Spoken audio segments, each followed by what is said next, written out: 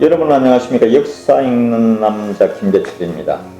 그 박목월 선생이 쓴 유경수 여사를 제가 낭독을 이제 시작했는데, 이제 503쪽에 들어가서 이제 거의 정리를 이제 다 해 나가는 상태입니다. 한 5번 정도면 이제는 끝날 것 같아요. 그래서 이거 5번 정도로 이제 끝나면은 이 녹음한 거를 다시 다 저희가 편집을 해가지고 우리 경주에 있는 강기혁 군이 할 겁니다. 저하고 의논을 해서. 그래가지고 정말 가장 가슴을 적시는 부분만 저희가 따내가지고 CD를 만들어서 우리 그 뮤지컬 박정희, 그리고 이제 다음에 유경수 여사의 제작 발표회 우리가 이거 CD로 만들어서 거기다가 우리 김효선 배우나 또 우리 이제 또 뮤지컬 박정희 역으로 더블 캐스팅을 해야 되니까 신민호 배우가 이번에 이제 뮤지컬 박정희 역에 캐스팅이 됐습니다. 그래서 아주 목소리도 좋고요, 얼굴도 아주 옆모습이 꼭 옛날에 젊을 때 박정희를 연상케 해요, 제가 보기에. 그래서 저희가 그거 CD를 만들어서 이제 빠르면 구미, 저희가 8월 초에 구미에 들어가거든요. 그리고 울산에도 들어가고, 그때부터는 요 CD와 또 이 굿즈를 한 2개 정도 더 만들어서 또 여러분들에게, 또 유경수 여사에 대한 이 책은 너무나 소중하고 정말 읽어볼 만한 책에 대해서 이걸 우리 전번에도 이상수 PD가 아이디어를 내서 이제 좀 나이 드신 분들이 아무래도 좀 보면 더 감동이 있고, 그래서 글자를 이거 키워야 되거든요. 그래서 전번에도 이상수 PD가 대학에 이제 아는 대학에 그 인쇄소에 가서 그걸 다 키워왔어요. 그래가지고 저도 이걸 이제 그래서 읽기가 쉬운 겁니다. 그래서 이 책을, 이 귀중한 책, 제가 대전의 한 헌책방에서 발견이 됐는데, 책을 저희가 복사를 해서 또 굿즈로 요번 박정희 6월 5일 공연 때부터 한정판으로 이번에는 50건만 판매해 보겠습니다. 가격은 저희가 이 귀한 책에다가 또 그 다음에 요거를 만들어서 이게 이제 복사로 다 만들고 하면 이것도 돈이 좀 들거든요. 그래서 저희가 한 권에 한 7만원 정도에 판매를 하려고 합니다. 이 7만원 정도에 판매를 해서 수익금의 반은, 이 원가를 빼고 수익금의 반은 제가 우리 EPD가 그동안에 같이 이걸 수고를 많이 해서 이 수익금의 반은 EPD에게 또 새로운 좋은 영상을 만들 수 있도록 제가 보너스로 드리려고 합니다. 여러분이 많이 다음에 와서 공연장에 와서, 요번 공연장에 6월 5일 6일 와서 완판, 우리도 좀 50건 좀 완판되는 모습을 보고 싶습니다. 부탁 올립니다. 오늘은 강화도 자맹이라는 것은 그냥 누구에게 알리지 않고, 특히 이게 좋은 일을, 어떤 또 좋은 일을 했을까 이런 생각이 들지 않습니까? 그죠? 그거 낭독을 해드리겠습니다. 대학을 올 봄에 졸업한 근혜양과 같이 유교사가 강화도로 나들이 간 것은 6월 12일이었다. 돌아가시기 2달 전 일입니다. 이제 근혜양이 졸업을 했고요. 나들이라고 하였지만 정확하게 말하면 민정을 살피려는 자맹이었다. 화창한 수요일 오후 2시경이었다. 비서 한 사람만 앞자리에 태우고 유교사와 근혜양이 뒷자리에 탔다. 그리고 아무도 모르게 길을 떠났다. 뒷차에는 그곳 주민들에게 줄 옷가지와 책 등을 선물로 실었다. 길을 떠나기 며칠 전의 일이었다. 여사는 정영회 회원들을 접견한 자리에서 정영사 출신인 어느 해군 대위로부터 자기가 새로 부임한 모 부락이 다른 부락에 비하여 새마을 운동에 대한 열의가 미온적이라는 이야기를 들었다. 새마을 운동에 대한 겁니다. 더구나 동민들은 단결심이 희박하고 생활도 자포자기적인 일면을 지니고 있다는 것이었다. 영부인께서 한번 다녀가시면 이곳 민심의 동향도 살필 수 있으시고 동민들에게 가마를 주셔서 갱생의 길을 열어주실 수도 있으리라 믿습니다. 꼭 다녀가시도록 간청드립니다. 이 이야기를 듣는 여사의 얼굴 표정이 긴장되었다. 가봐야겠어. 여사는 요긴하다고 생각하면 만사를 제쳐두고 즉각 실행하곤 하였다. 정말 배울 점이 이 점입니다. 마음에 느끼면 그 시간을 놓치면 안 하게 되잖아요. 우리도 그렇잖아요. 이거 생각만 있으면 뭡니까? 실행을 해야지. 양심만 있으면 뭡니까? 그 양심대로 행동을 해야죠. 그래서 예전에 제가 우리 김대중 전 대통령께서 한 그 말씀 꼭 마음에 기억하고 있습니다. 행동하지 않는 양심은 악의 편이다. 지식인들의 경고하는 겁니다. 생각만 하고 지식인들이 그것만 알고만 있으면 뭐하느냐. 행동을 해야지. 행동하지 않는 양심은 악의 편이다. 정말 김대중 선생의 제가 들은 이 한마디는 제 평생에 가슴 속에 남아있는 말입니다. 정말 요긴하다고 생각하면 만사를 제쳐두고 하는 게 유경수 여사였습니다. 청와대를 출발한 두 대의 차는 김포가도를 달렸다. 공항 못 미쳐서 오른쪽으로 꺾여 김포마을을 지나 강화교를 건너자 일선 분위기가 풍겨오고 경비가 삼엄했다. 그때만 해도 삼엄했죠. 검문이 있었고요. 이때는 막 무장공비가 들어오고 이런 세월이었지 않습니까? 74년도도. 그 임진강을 그 강화대교를 건너면 한강으로 바로 연결되거든요. 그래서 옛날에 그 한강에서 그 무장공비들이 몇 번, 한 두 번 살해된 적도 있죠. 들어왔다가.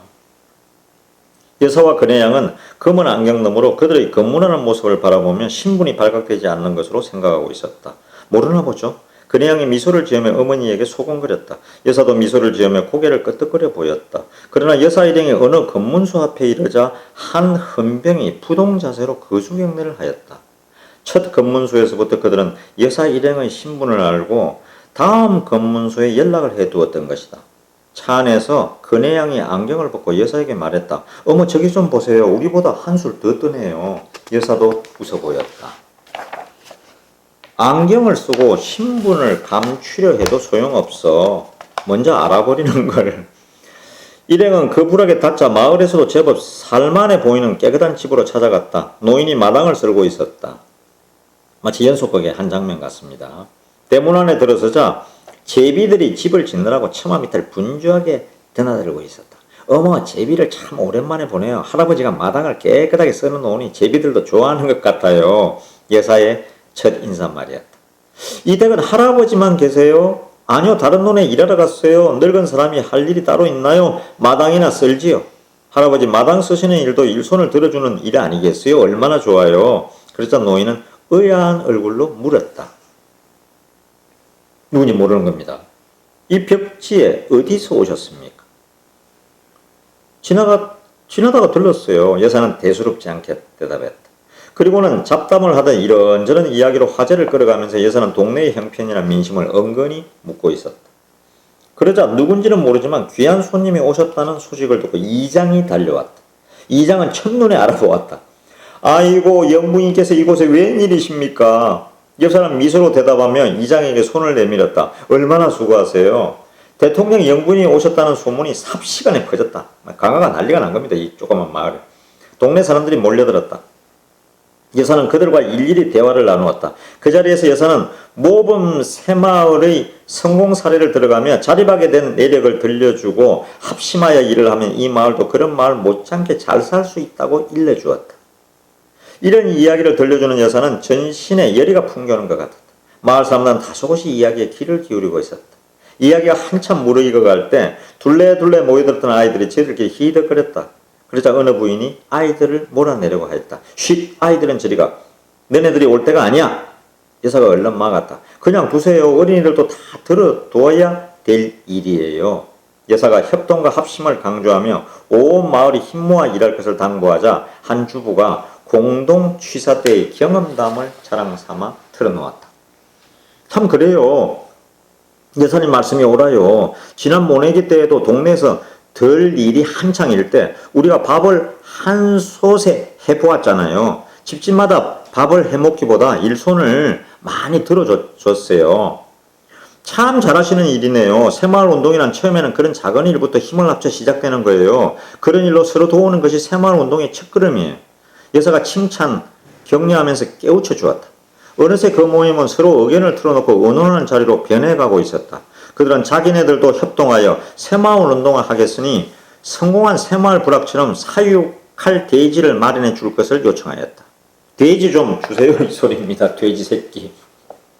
여사는 양도는 현재 사료가 비싸고 큰 도움이 되지 못한다는 것을 강조하고 토끼를 키워보는 것이 어떻겠냐고 했다. 토끼는 어린이들도 쉽사리 키울 수 있다는 점과 육식이 힘든 농촌에서 가족들의 영양을 위해 식욕으로도 좋다는 점을 지적하였다. 더구나 번식력이 강하기 때문에 피역은 또 그대로 수익성이 따른다 하였다.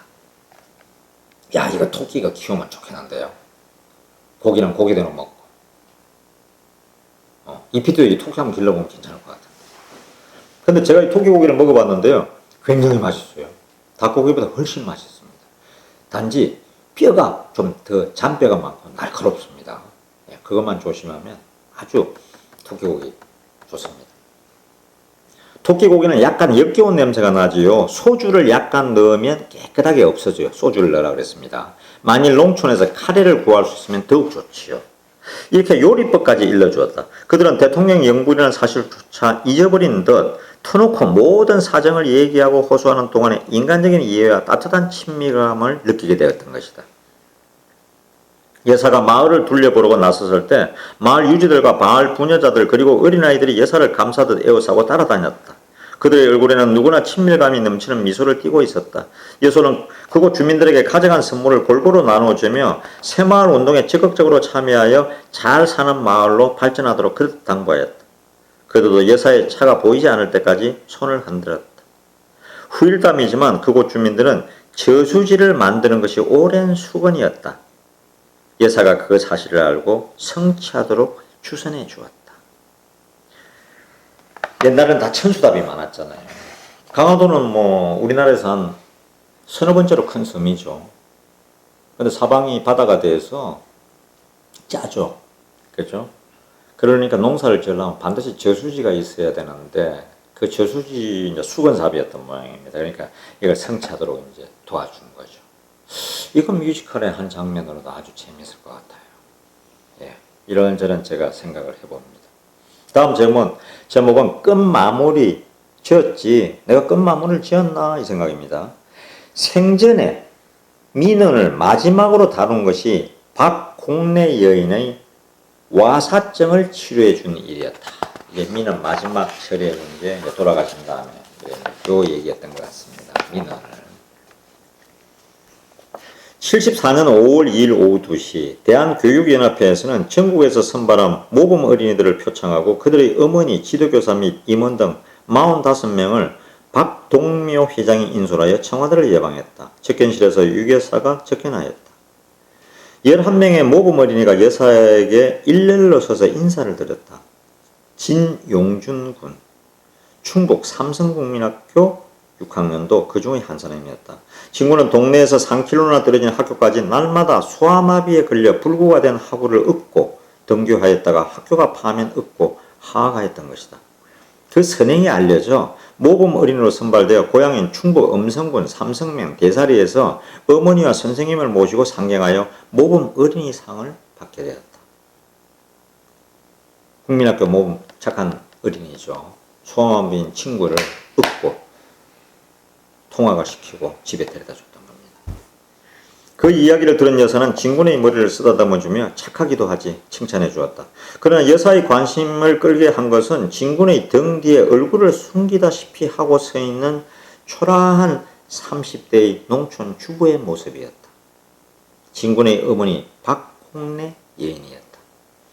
장한 아들을 키우시느라 얼마나 고생이 많으셨어요. 여사의 치아하는 말에도 그녀는 고개를 숙이고 대답이 없었다. 문득 여사는 그 여인의 입과 눈이 한편으로 돌아가 버린 사실을 발견하였다.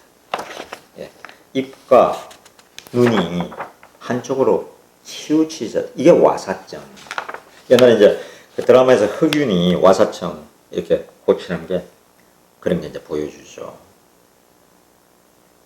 보기에도 민망하고 측은했다. 어쩌다 얼굴이 그렇게 되었어요? 부드러운 목소리로 물었다. 박 여인은 자기의 얼굴 모습을 부끄럽게 생각하고 청와대 예방을 굳이 사양하나 했으나 주위에서 착한 어린이를 둔 장한 어머니로서의 긍지를 가지라는 권유에 마지못해 따라온 것이었다. 들릴락 말락한 목소리로 박 여인이 대답하였다. 얘를 낳은 후 이렇게 됐어요. 오래됐네요. 옛날에 정말 얼마나 안타까운 일이 많았습니까? 애를 낳은 다음에 입과 눈이 옆으로 쏠렸는데 이걸 치료를 못하고 지금 같으면 생각도 못할 일이죠. 그 당시 충북 음성 하면 황새마을이라 그래가지고 깡촌이었습니다. 지금은 뭐 음성 엄청나게 큰 동네가 되었지만 그녀가 진용진 군을 낳은 것은 24대세 한창 나이 때의 일이다. 그럼에도 살림이 너무나 가난하여 산후조리가 부실했다. 제대로 영양을 섭취하지 못하고 반일을 나가다 보니 와사증에 걸리게 된 것이다. 여사는 그 이야기를 듣자 비록 전 시대적인 것이기는 하나 산후에도 미역국 한 그릇 따뜻하게 끓여 먹을 수 없는 한국 농촌의 궁핍상이 눈에 선했다. 더구나 저런 용모로 평생을 보내야 하는 한 여인의 슬픔을 여사는 너무나 절실하게 느낄 수 있었다. 그러면서 자녀를 전국에서 가장 착한 어린이로 길러낼 수 있었던 그녀의 노력이나 뜻이 장하고 고맙기까지 하였다. 용기를 잃지 말고 굳세게 사세요. 여사는 일러주었다. 한편으로 이 여인의 일그러진 얼굴 모습을 고쳐줄 수 있었으면 하고 측은한 마음에 가슴이 미어지는 것을 알았다. 그나라 여사의 인상을 박 여인은 마음씨 고운 시어머니를 대하듯한 기분이었다고 수리하고 있었다. 그들이 청와대를 물러나자 여사는 곧 비서들을 통하여 와사증을 치료할 수 있는지 여부를 알아보도록 하였다. 수소문 끝에 어느 중국인 한의원에서 침술로 치료가 가능하다는 그 사실을 알았다. 청와대를 물러나온 박 여인의 이야기를 월간 충청에서는 다음과 같이 기록하고 있다. 유교사를 만나고 고향에 들어온 박 여인은 정말 장한 자식을 두었구나 하는 자부심으로 어느 때보다 농사일에 여념이 없었다. 그런데 서울에서 내려온 지 보름쯤 지난 5월 20일쯤 1974년 5월 20일입니다. 청와대에서 편지요 하며 편지를 전해주었다. 내용인즉 편지를 받는 즉시 서울로 올라오라는 유교사의 친서였다. 직접 써서 보낸 겁니다. 서울로 올라오라고. 충청이라는 잡지인데 74년 9월 옵니다. 유경수에서 떠난 다음에 그죠? 이 얘기를 썼네요.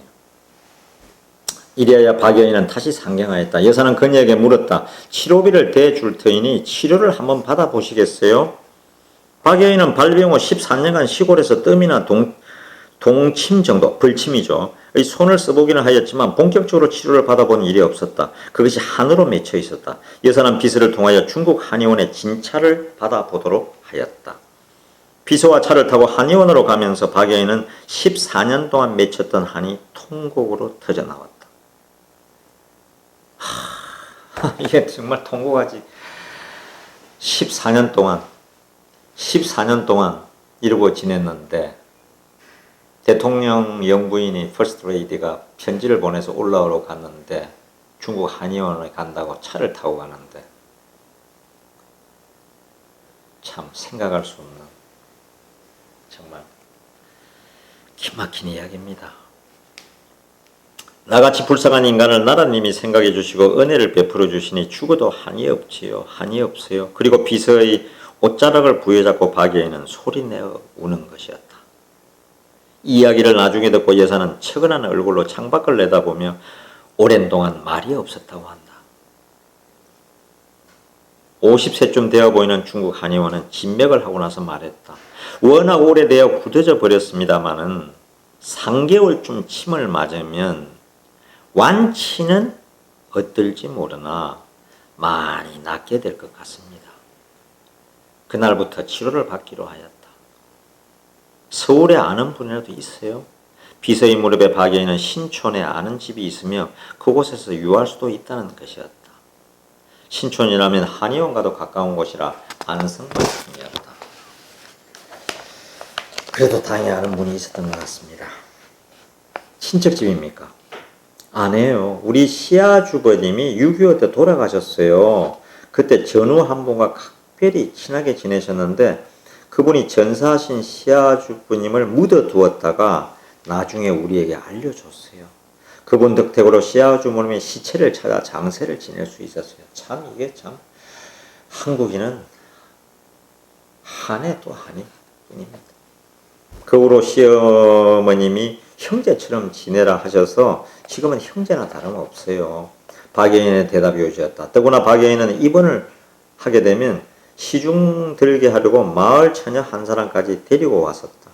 여사의 지시에 따라 비서는 박여인 일행을 신촌 그 집까지 데려다 주었다. 그리고 돌아와서 여사께 보고하였다. 신촌 그 집의 생활 형편이 어때요? 여사의 첫물음이었다. 별로 잘 사는 것 같지 않았습니다. 그래? 다음날 여사는 박여인이 유숙하는 집에 쌀 2가마니를 보내게 하였다. 그리고 박여인이 한의원을 드나들려면 의욕이 초라할 것을 염려하여 옷감 2벌을 곁들여 보냈다.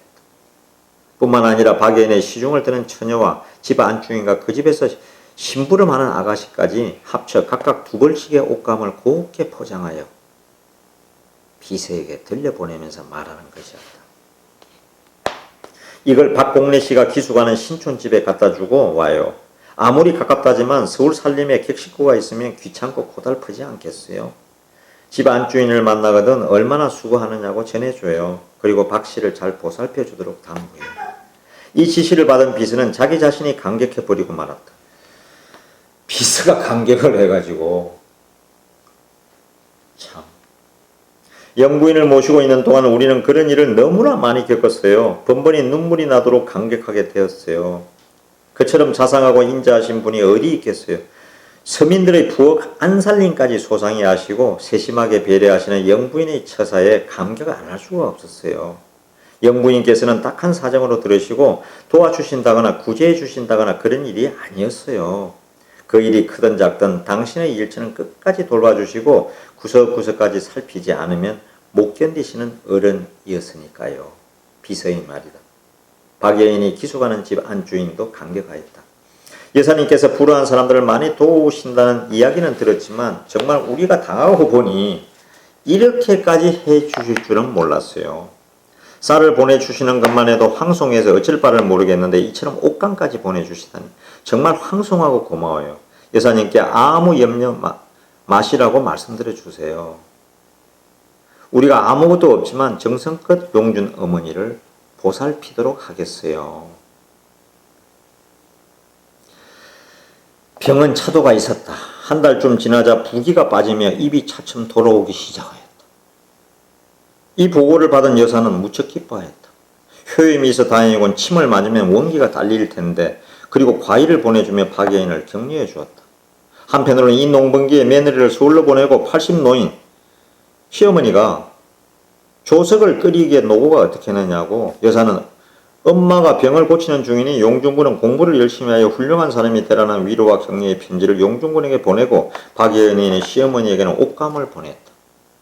이 옷감을 받은 노파의 감격은 이루 형언할 수 없었다. 며느리의 병을 고쳐주시는 것만 해도 너무너무 고마우신 일인데 이 늙은 사람까지 생각해 주셔서 옷감을 보내주시다니. 그 옷감을 장롱 속에 깊이 감춰두는 것이었다. 이 소문을 듣는 이웃 사람들이 물었다. 할머니, 유교사님께서 보내주신 옷감은 어땠지요? 그 귀한 옷감을 나같이 늙은 것이 어떻게 옷을 입어 있겠어? 우리 용준이 장가갈 때 함속에 넣어줘야지. 노파의 대답이었다.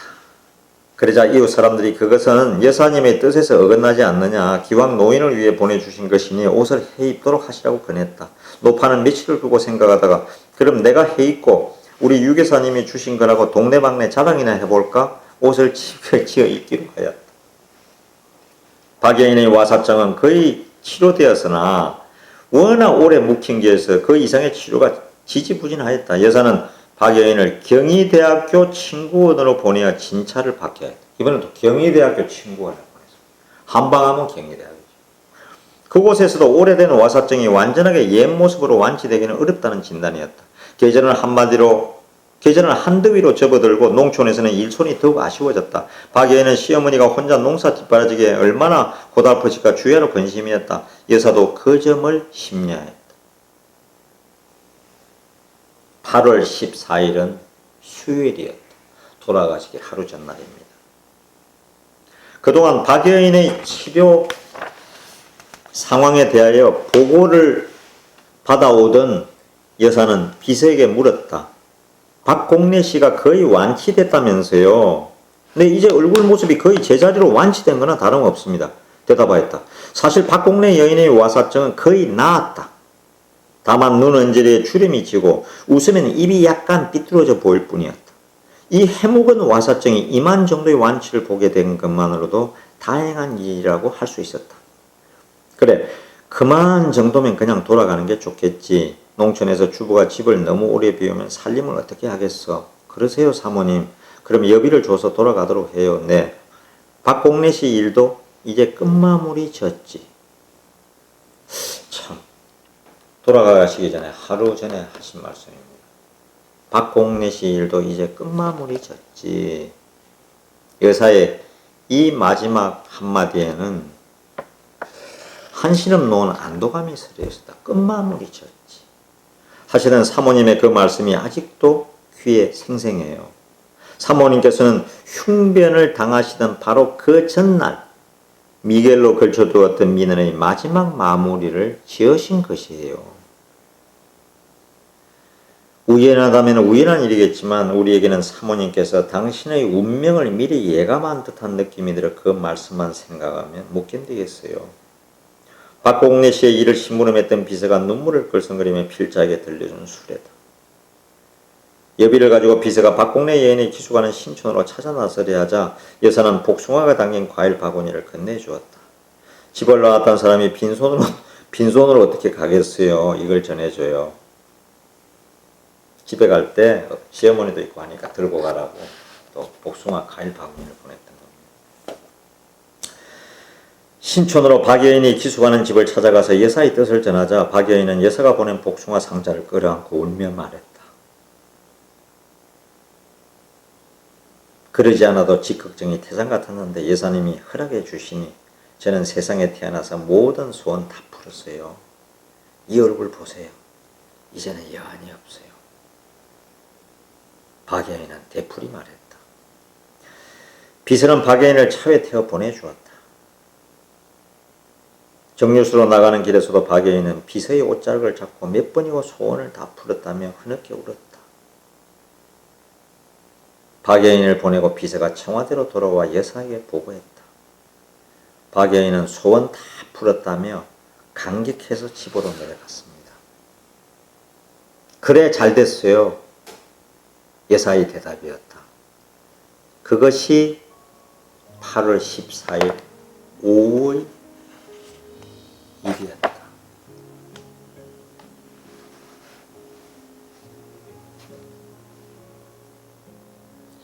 박공래 여인이 중국 한의원에 치료를 받으러 다니던 그 무렵이었다. 6월 12일 여사 비서실에서는 어느 공무원의 아내가 딱한 사정을 호소하며 보낸 민원 서신을 접수하였다. 여기까지만 하겠습니다. 이 참 감동에 대해서 차마 저도 읽을 수가